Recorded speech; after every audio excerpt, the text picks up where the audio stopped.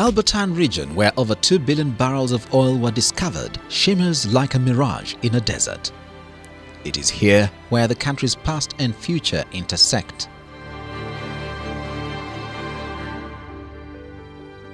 As behemoth Western oil companies continue to scour the grounds in search of more oil, many had hoped that the oil discovery would transform a backwater economy and the wretched lives of millions living in abject poverty to a better lifestyle. However, the question that continues to linger on the minds of the citizenry is, will the benefits from oil trickle down to the grassroots? Oil has already opened a market window into the malfeasance within government. The citizenry also fear that lack of transparency is a conduit for graft. But what is more worrying is the contentious issue of legislation. The oil sector has been operating under an outdated 1985 Petroleum Act, which is trained to take the industry from the exploration phase into the production, processing, transportation, storage and overall management phases of the product. The old law of 1985, which was updated in 2000, can no longer drive the oil and gas subsector forward adequately because it only addresses the exploration activities. We therefore need a new law which should guide the development and production activities, because as you know, these are complex activities which need to be carried out very carefully, and in order to do so you must give them, or you must subject them to a legal regime that ensures that the development and production activities take place in a manner that is provided for by the law. Parliament is currently scrutinizing 3 different petroleum bills. Recently tabled in the Legal and Parliamentary Affairs Committee are the Exploration, Development and Production Bill, which is also referred to as the Petroleum Upstream Bill, the Refining, Gas Processing, Conversion, Transportation and Storage Bill, and the Public Finance Bill 2012. The purpose of the Upstream Bill is to create a conducive environment for the efficient management of petroleum resources, including promotion of exploration of petroleum in Uganda, evaluation and development of discoveries, and production of petroleum resources, while the Storage Bill is for promoting the development of oil refining, gas processing and conversion, transportation and storage facilities. The Public Finance Bill seeks to regulate revenue management in the oil sector. The citizenry have barely participated in any debate, and their views on contentious issues like royalties, compensation and the environment were likely to be relegated to the back burners.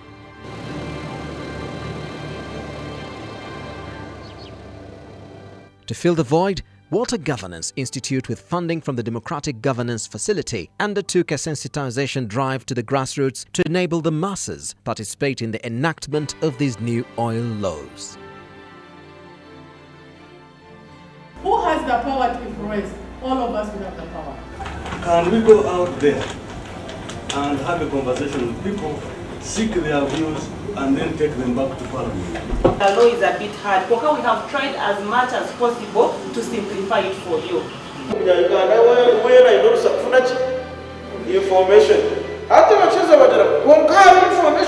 information. They visited the districts of Kanungu, Hoima, Bulisa, Ntorooko, Nwoya, Arua and Mbare. The teams also held a workshop with locals in Kawempe, a suburb near Kampala, and a one-day consultation with lawmakers in the city. Actually, a certain percentage should basically be put in the improving of the transport sector. For example, roads, railway, bridges, water and the air transport. The MPs really get so exposed compared to the people who elected them to those posts.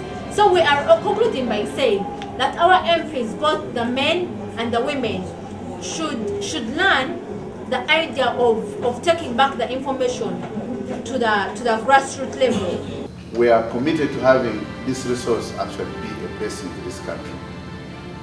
And this will depend on all of us being committed and working together to ensure that, first of all, we must have a good legal framework on which the management of the oil resource is going to be premised. In the meetings were government representatives, area leaders and opinion leaders. One of the issues echoed across the areas visited was the process of legislation. Locals not only faulted the area MPs of doing little to educate the masses on the intricacies of the bill, they viewed the entire process of legislation as too elitist.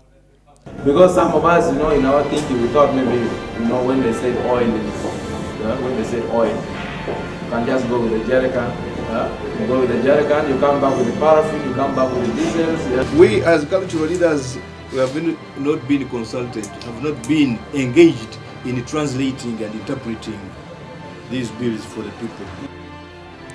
The locals also expressed concern that the upstream bill gives a lot of discretionary powers to the minister.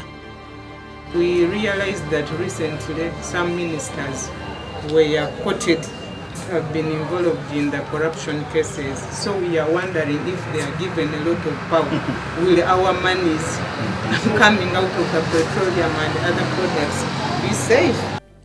For instance, the Land Rights Clause 132, subsection 2 of the upstream bill states that where the consent of the landowner is unreasonably withheld, end quote, a term which is not defined in this law, the minister may override the owner's rights and allow the oil company to proceed. The bill also states that the increased value of land as a result of the discovery of petroleum will not be considered as part of the compensation package. Now oil has come. There are no signs that the Banyoro people are going to benefit. So we are saying, as the modern Banyoros, the Banyoros of today, that this is not going to happen. It's a very strategic natural source that if we handle it poorly, it can be a curse. And if you handle it very well, it is a very big blessing. We had trusted so much the President Museveni. But each time we meet him, he says,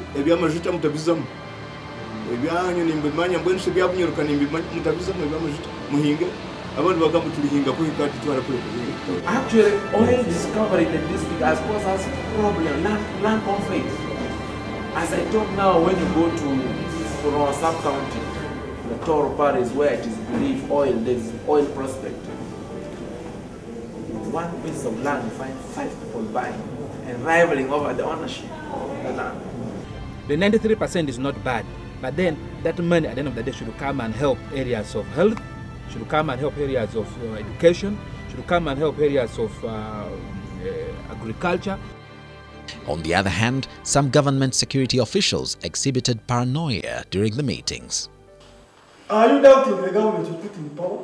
If you are doubting it, why did you elect it? In the security department, because we need to protect our country. Let there be transparency. As long as I'm a leader, leading in country, if there is no peace, they can't preach the gospel, and there is no church and no prayers even at night. The other outstanding concern during the consultations was the environmental threat. And from the documentary, there is a very big concern of pollution, and this shouldn't happen in Uganda. Because we have limited freshwater sources, and as Uganda, I think we are really quite blessed we have those fresh waters, but we do not need to see them polluted. Oil exploration firms have a tattered environmental safety net, which is threatening livelihood and areas teeming with wildlife. 3 of the wells drilled so far are within Murchison Falls National Park, and conservationists are concerned about the threat of pollution, destruction of habitat and disruption of wildlife migration patterns. A recent report by Uganda Wildlife Authority indicated that a lot of wild animals had fled the parks as a result of flaring in the Albertine region. But right now, as we speak, we are having a number of problems from these animals, especially in the sub-counties of Kotgoma and Puron. And that is why the chairman has left the meeting in the due course, because they have gone to witness a situation, to see exactly what the elephants did in one of the sub-counties, because they destroyed at least, if I may recall, about 20 acres of rice garden. From the remote outpost of Kanungu to the sleepy rhythms of Bulisa, those at the grassroots shared a lot in common. Many of the peasantry community living in sprawling mud and wattle houses expressed naivety about Uganda's oil sector. Two of the sub-regions where oil was found, Bunyoro and Acholi, are areas with a peculiar history.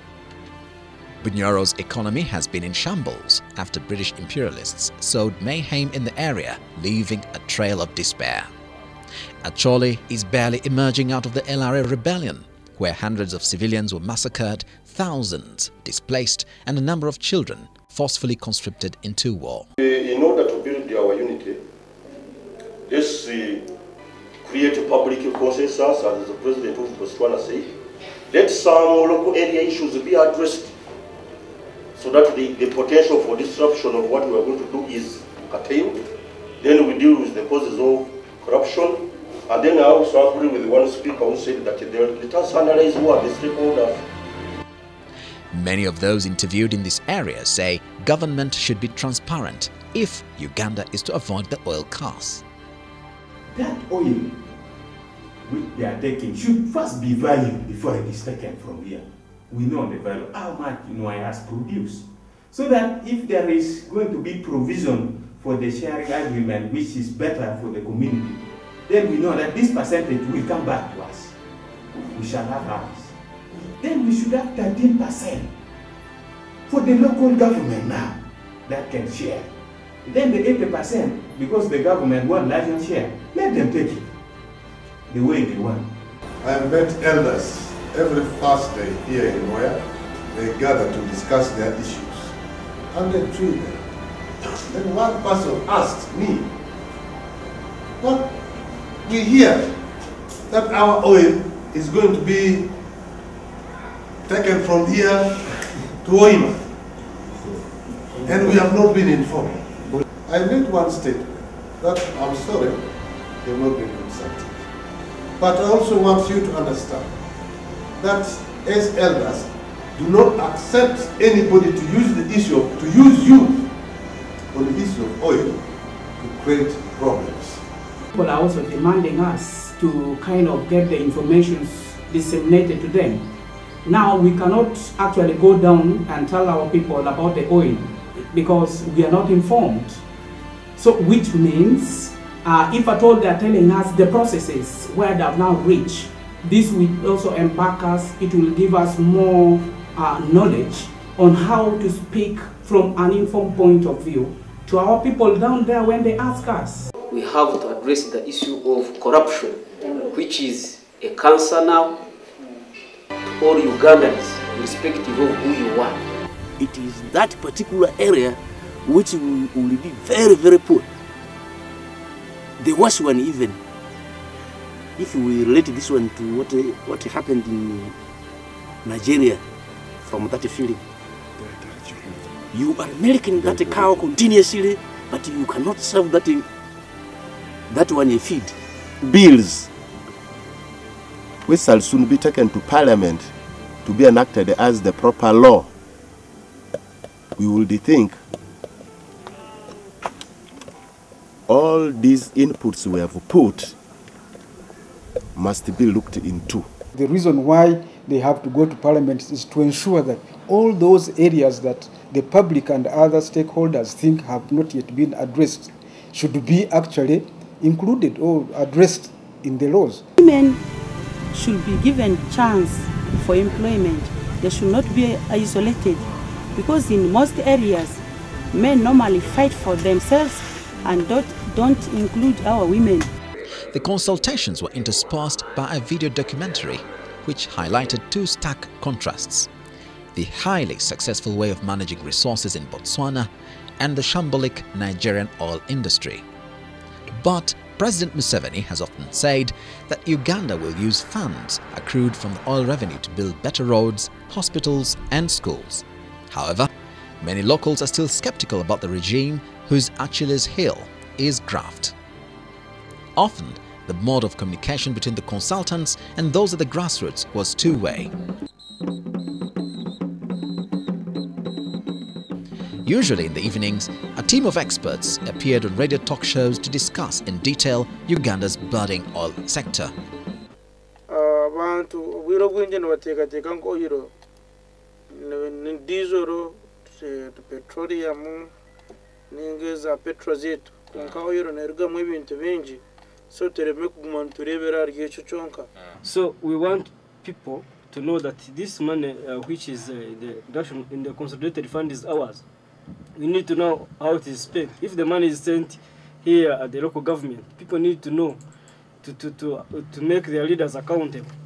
So this is the natural resources, whether they are in Bunyoro, whether they are in Chisoro, whether they are in Guru, whether they are in Arua, they belong to us or Ugandans. We chose Mbare because oil is a national resource. Mbare is part of Uganda. Even if oil was discovered in Bunyoro, Mbare has an interest and a stake. As the debate on oil remains a highly combustible issue among the citizenry, there is hope that the August House will incorporate the views of the masses at the grassroots before these bills are passed into law.